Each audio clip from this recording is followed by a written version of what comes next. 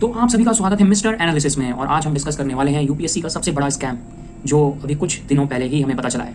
यह स्कैम है एक महिला आईएएस ऑफिसर का, जो कि अभी ट्रेनिंग कर रही हैं, लेकिन उनके ऊपर आरोप है कि उन्होंने फेक ओबीसी का नॉन क्रीमी लेयर वाला सर्टिफिकेट बनाया। मतलब उनकी जाति तो ओबीसी है, लेकिन उनकी संपत्ति इतनी ज़्यादा है कि वो उस ओबीसी रिजर्वेशन को लिए लायक ही नहीं थी। लेकिन उन्होंने, ऐसा आरोप है कि उन्होंने एक गरीब ओबीसी की सीट ली है। और सिर्फ यही नहीं, उन्होंने एक फेक डिसेबल्ड कैटेगरी, जो पीडब्ल्यूडी कहा जाता है, फिजिकली डिसेबल्ड कहा जाता है, उसकी कैटेगरी वाला रिजर्वेशन का भी इस्तेमाल किया। तो इससे ही उनको 821वीं रैंक में आईएएस जैसे पद में सिलेक्शन मिल जाता है। क्या हम इसी भारत की बात कर रहे हैं? ये भारत आज पूरी तरह से करप्शन और जातिवाद में घिर चुका है। आज आप देख सकते हैं कि आज कैसे ही एक अमीर व्यक्ति जो एक ओबीसी कैटेगरी से आता है, वो अपने ही एक गरीब ओबीसी का रिजर्वेशन ले रहा है, अगर ये आरोप सही है। और हमें ये भी देखना होगा कि यूपीएससी जैसी बड़ी संस्था, जिसको कॉन्स्टिट्यूशनल पोजीशन दिया गया है, अगर वैसी संस्था एक असिस्टेंट कलेक्टर को पोस्टिंग दे देती है, और वो अभी पोस्टिंग भी कर रहा है, उसके ऊपर इतने आरोप लग रहे हैं, लेकिन अभी तक कोई भी सरकार ने एक्शन नहीं लिया है और उसको बस ट्रांसफर कर दिया गया, उसको सस्पेंशन तक नहीं किया गया। क्यों नहीं किया गया? क्योंकि उनके पिता एक पॉलिटिकल पार्टी से आते हैं,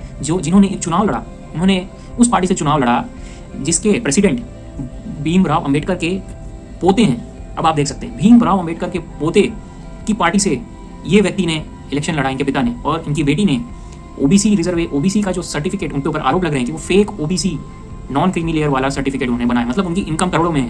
उनके पिता ने 40 करोड़ संपत्ति दिखाई दी जब उन्होंने इस बार लोकसभा का इलेक्शन लड़ा था, और उनके पिता एक काफ़ी बड़े अधिकारी रहे हैं। तो आप इससे ये समझ सकते हैं कि कैसे जातिवाद हमारे देश को पूरी तरह से, मेरिटोक्रेसी को खत्म कर रहा है। आरक्षण जो गरीबों के लिए था, वो अब आज कुछ उसी जाति के लोग जो अमीर हो चुके हैं, वो अपनी जाति के लोगों का धोखा दे रहे हैं। तो इससे ये भी हमें समझना चाहिए कि आरक्षण का उपयोग आखिर कौन कर रहा है। 70 साल से ये देश पूरी तरह से मेरिटोक्रेसी को अपनी तरफ अपने से दूर कर रहा है और जातिवाद में पूरी तरह से मिल रहा है। तो अभी आप ये देख सकते हैं, ये बहुत सबसे बड़ा यूपीएससी स्कैम है। इस स्कैम की अभी तक ना कोई प्रधानमंत्री इसकी बात कर रहे हैं, ना कोई सरकार डीओपीटी कोई एक्शन ले रही है। Lal Bahadur Shastri national academy of administration, जहां लाल बहादुर शास्त्री जी की मूर्ति बनी है, उस एकेडमी का जो मोटो है वो शीलम परम भूषणम, यानी कैरेक्टर इज वर्च्यू, यानी when character is lost then everything is lost. उसका अर्थ अंग्रेजी में ये है। और उस एकेडमी से ऐसे लोग निकल रहे हैं जो आरक्षण, किसी गरीब का आरक्षण लेके फेक सर्टिफिकेट बनवा के आईएएस बन जाते हैं। और ऐसे व्यक्ति जब सर्विस में पहुंचते हैं तो वो करते क्या हैं, वो भी आप देख सकते हैं। अगर इस महिला ने एरोगेंस नहीं दिखाई होती अपनी सर्विस में असिस्टेंट कलेक्टर होते हुए, तो हमें आज तक ये कभी पता भी नहीं चल पाता। लेकिन जो चोर होता है वो कहीं ना कहीं पकड़ा ही जाता है। और ऐसा कहा जाता है कि कोई भी अगर आप गलत काम करेंगे तो बहुत ज़्यादा देर तक आप छुप नहीं सकते, सच तो बाहर आएगा।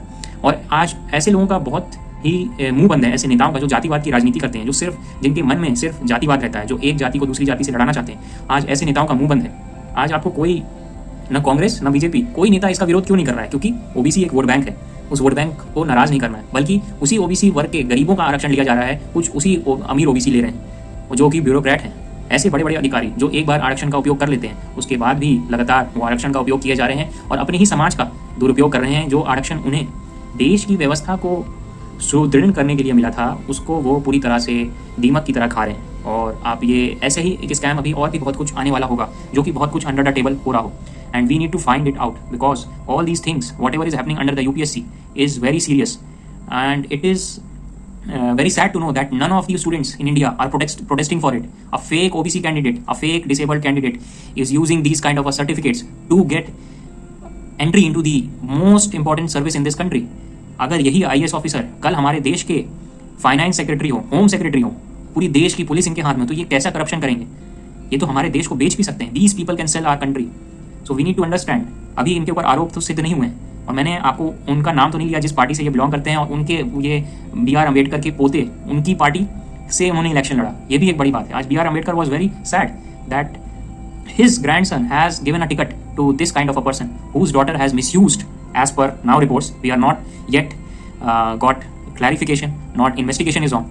She is an accused. So what we can see is that there are various kinds of accusation on her for misusing the certificates of OBC, misusing the certificates of a physically disabled candidate.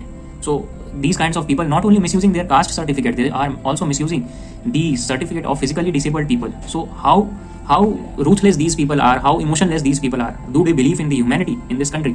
His father is having a net worth of 40 crores and still she is eyeing for IAS.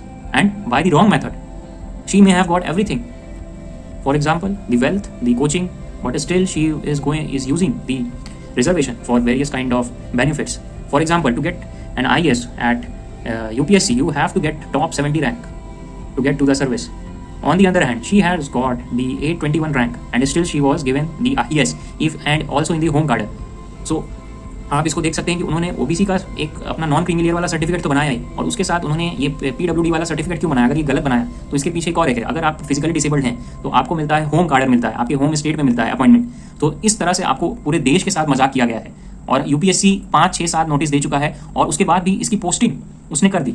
There are thousands of IAS waiting for postings, and how she got his posting very early, training officer, even not she has been given permanent commission now.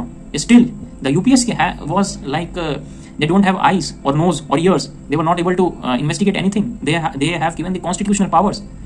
The whole UPSC commission is group of high quality elites who have been in the very strong position in their life.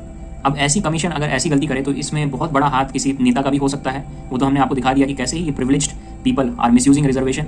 And अब इसमें राजनीति करने वाले लोग, the politicians who blame the general candidate, who blame the upper caste for looting their reservation, are all silent on this. Why they are so silent? Why there is no protest about reservation getting looted by their own caste members, elite caste, their own elite members of their caste? Those elite politicians are giving their kids an extra advantage. They ask you vote for OBC, but their kids take your reservation as well. So this is what happening. This country is becoming a joke. This country is becoming the hell for meritorious people. That's why the millions of Indians are giving up their citizens, mostly general candidate. They are giving their citizenship and settling in US, UK, and they are becoming prime minister. They are becoming vice president. You can see the Kamala Harris. She is the vice president of USA. So these kind of things are happening in this country, and we all are suffering very badly. So please like, subscribe Mr. Analysis, and we all need to be very careful about our politicians, what they are doing to us, how they are misusing the power.